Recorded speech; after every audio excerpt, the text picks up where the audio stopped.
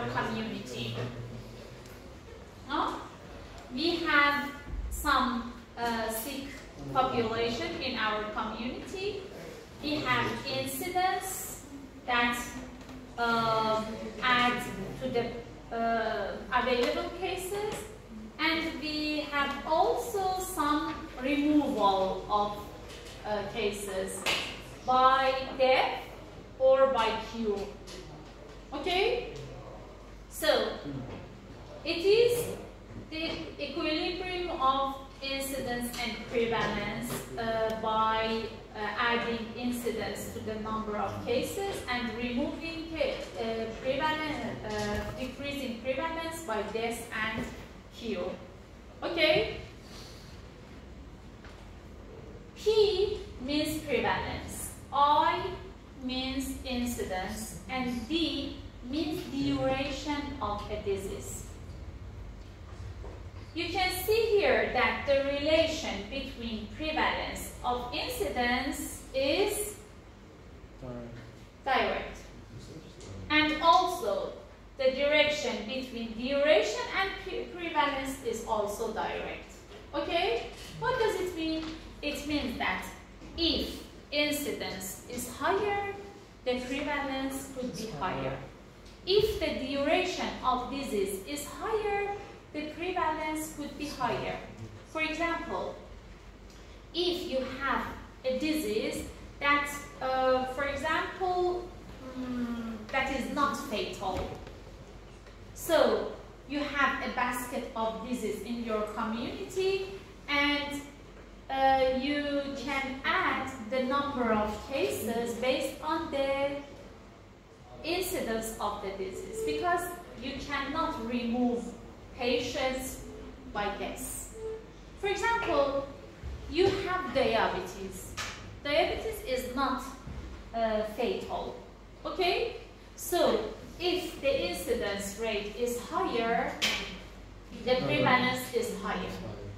And also, if you treat your diabetic patients more effectively, the duration of disease would be longer, the patients can survive more, so you can have cumulatively increasing population of diabetic in your community.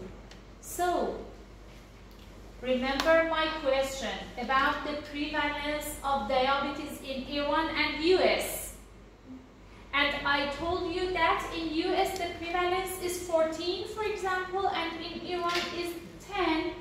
And you say that, yes, the prevalence in Iran, the population in US are more at risk for having diabetes. And I told you that the answer is incorrect. Why? Because the health system in US might be better, the diabetic patient might live longer, and the prevalence might be higher. So prevalence is not a measure of risk. It depends on several factors, such as efficacy of treatment, accessibility to treatment, or for example, something like that. But incidence is a measure of risk. Why? Because you work with newly diagnosed patients who are routinely identified in your system. So if the incidence rate is higher, the risk in your population is also higher. Am I right? Okay? So, we have some problems with incidence and prevalence measures. Some of them are related to numerator. The first problem is defining who has the disease. If we cannot say, is there any question? If there is a question, please ask me to explain more. Huh? Was it clear or not? Okay. The first problem is defining who who has the disease. Because sometimes we have some difficulties in case definition. For example, some expert groups work with each other to define the cases. For example, at the beginning, when HIV has been diagnosed, there was no consistency on the definition of HIV and AIDS. Based on the variety of definition, the number of cases could be different. And I told you the effect of cut point as well for diabetics. Do you remember at the beginning of class? So, case definition is so important because the numerator of prevalence and also incidence is the number of events, the number of cases. So if the different definition is used, the prevalence or incidence rate might be different.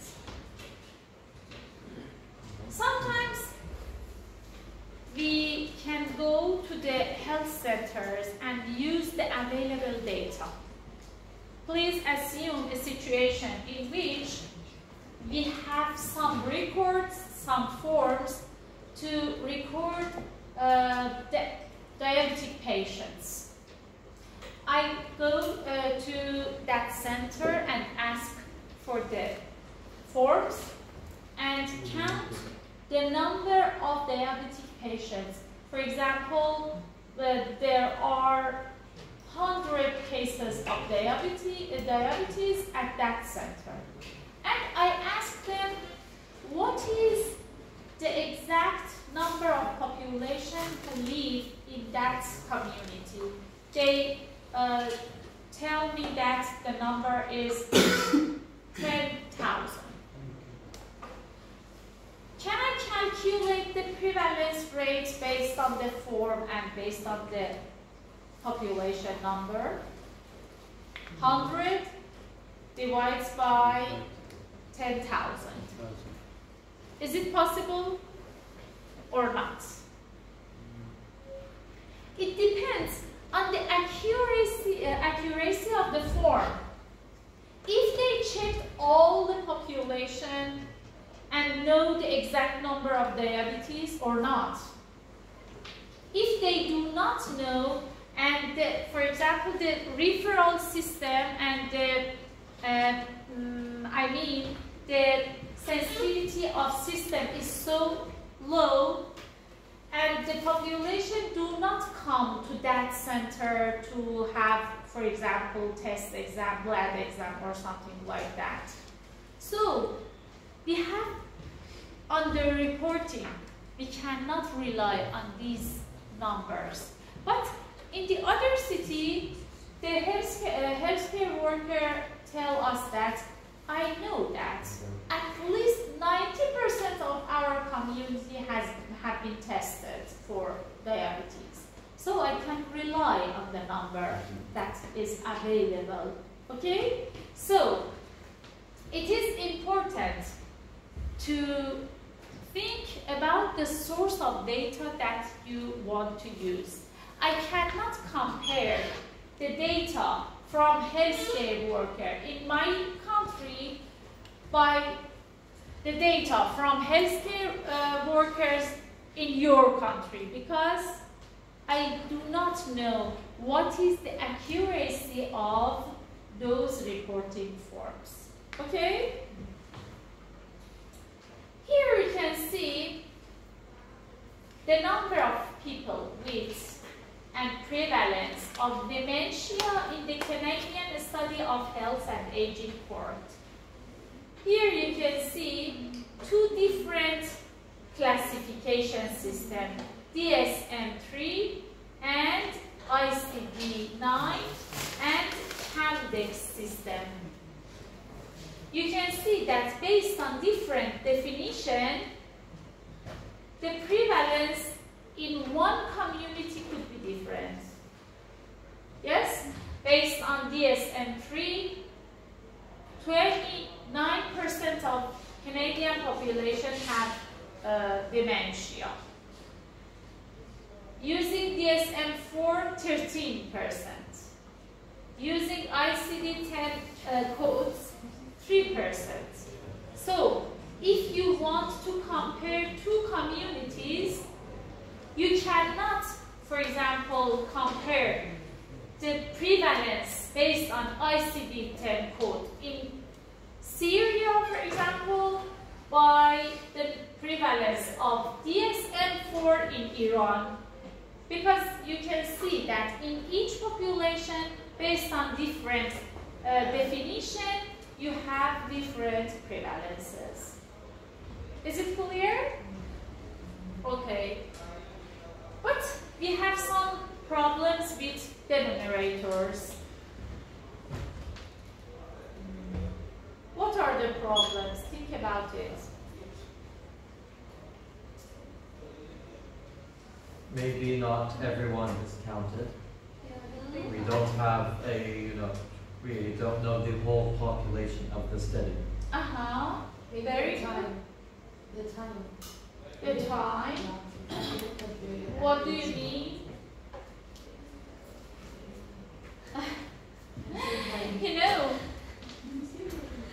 Sometimes you are working, for example, with some minor population.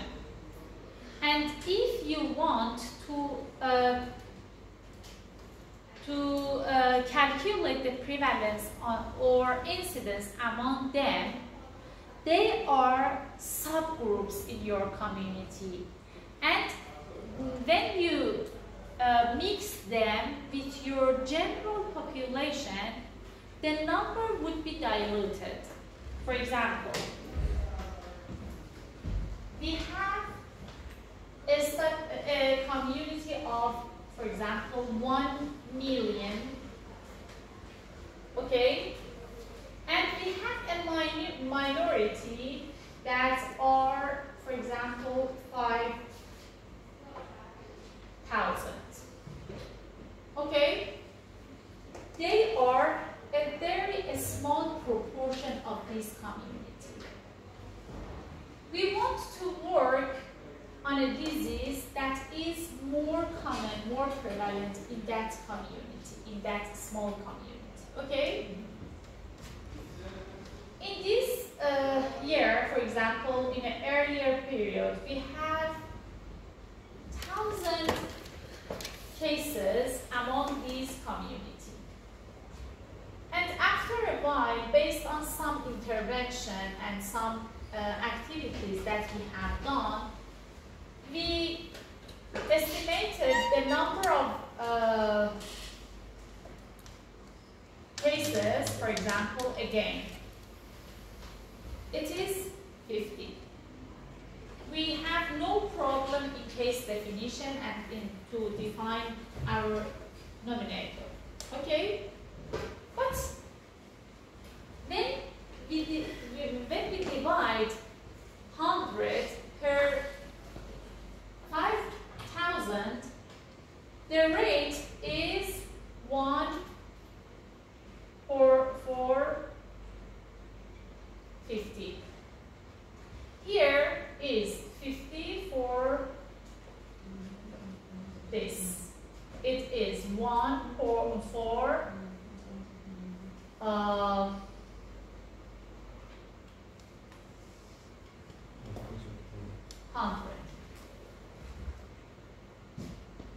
Okay. Am I right? 1 for 50 and yes. You can see that the prevalence is less. Our intervention was very good. But if you cannot calculate and consider this a small population,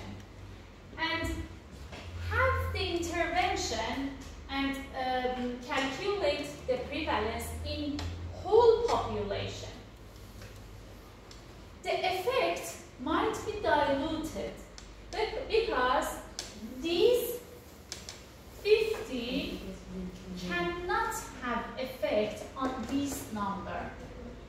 So the rate would be the same. Yes? For example, here, 500 divided by 1 million. And here, 50 divided by 1 billion. Yes? The change is so small. Yes? Why? Because the denominator is so huge.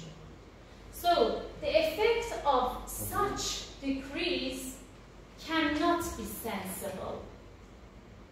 So for minorities, we should define our population at risk very efficiently, very appropriately. If we cannot define our population at risk who are in the denominator, we cannot sense and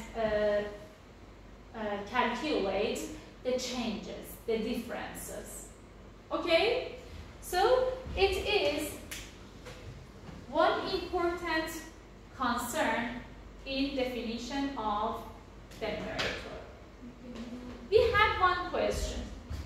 One and I think two.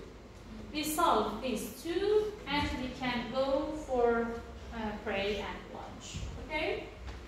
And we can continue after lunch. Please.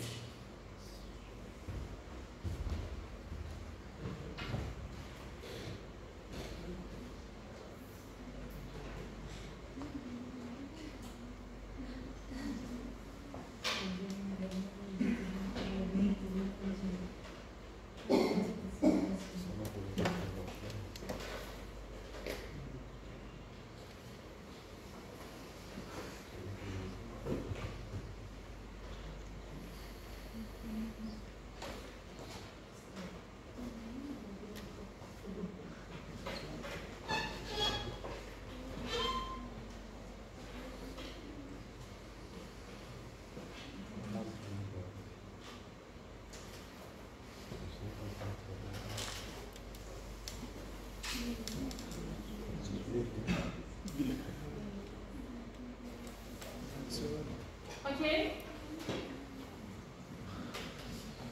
Who is volunteer?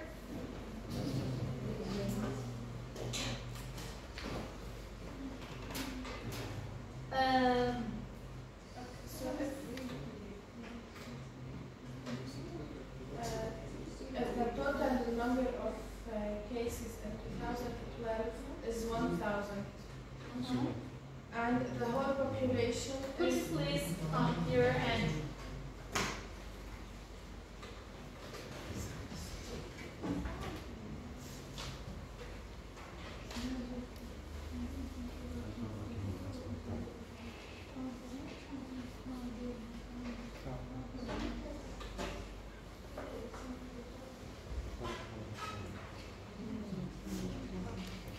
we have the total population is 2 million.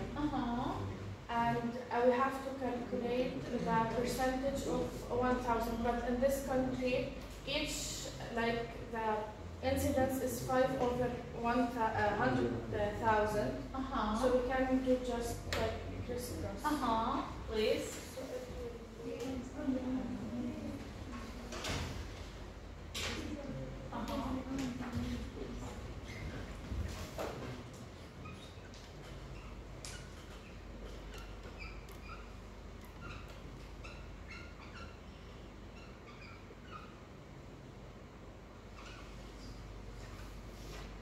Is it clear? If we have 100,000, we will have 5 new cases. Yes, because the incidence is 5 per 100,000. Yes? But we know that our total population size is 2 million. So, how many cases do we have considering that incidence rate, it is, no, you can calculate x at first. Okay, 10%, no, it is, you can calculate the number of new cases at first, and after that you can calculate the percentage, okay? Okay, how many cases do we have if we have the incidence rate of 5 per 100,000? 100, very good. It would be 100. Okay. And we know that we have 1,000 cases of schizophrenia. 1,000, thank you. 1,000 is incidence or prevalence? You see. Tell.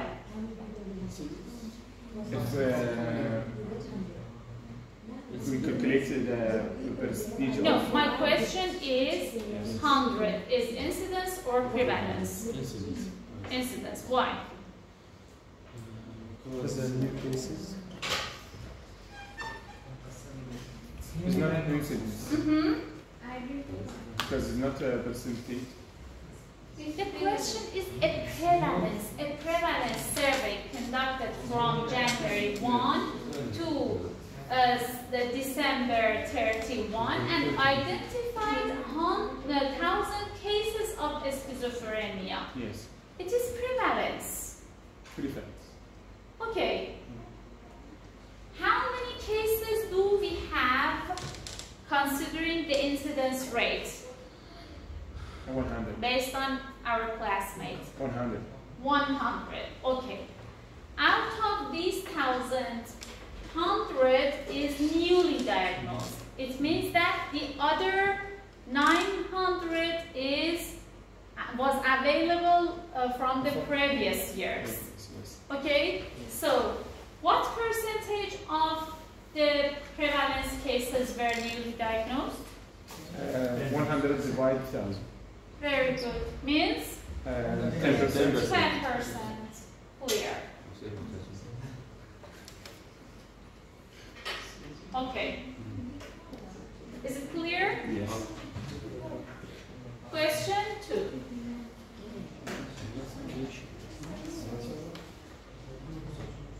I ask you.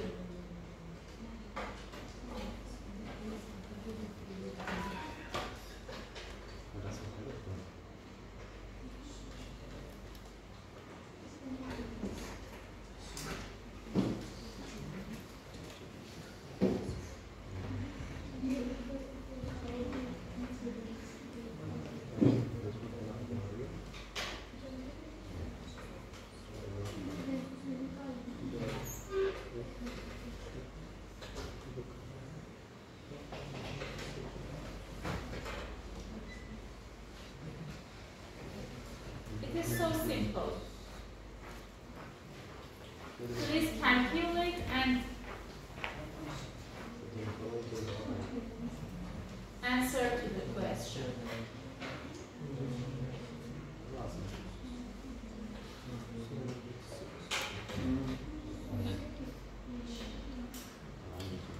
The first one.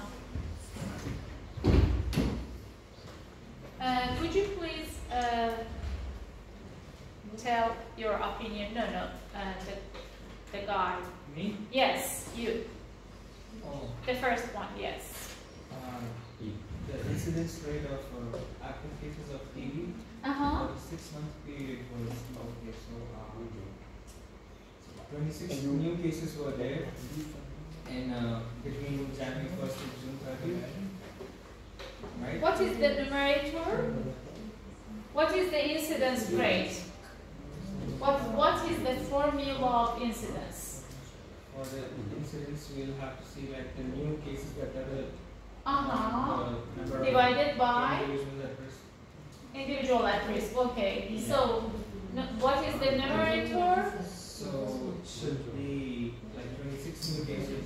26. Very good. Divided by on the population.